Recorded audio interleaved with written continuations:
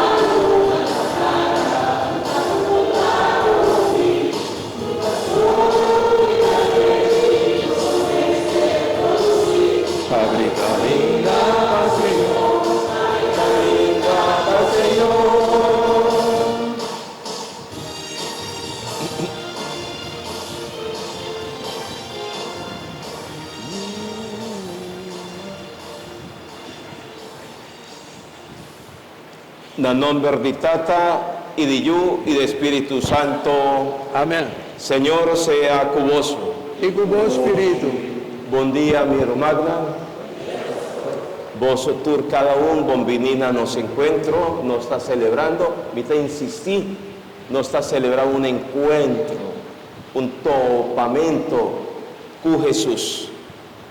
Y donde el topamento aquí, nos está recibiendo ya algo interesante, está el deseo de cambio para nos prepararnos y mantenernos en actitud de cambio para permitir, Señor, Dios obra de nos cada uno su vida.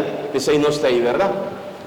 Te invitamos, van juntos a reconocernos limitaciones, nos debilidades. Turcos que no te ayudan, nos te enviaja para nos topa con Jesús. Nos picanan. Y nos te pide, Señor, su misericordia y perdonar otro también, si algo nos tiene contra otro. Mita confesa a Dios Todopoderoso y delante de tú aquí presente, comía peca macha tanto, para pensamiento y palabra, para lo que mi hasi ya queda sin hasi, para mi culpa, para mi gran culpa. Pese y mita roga a la Virgen María, tu ángel y santo, y vos, oh mi hermana, de reza para mí, Señor, nos Dios.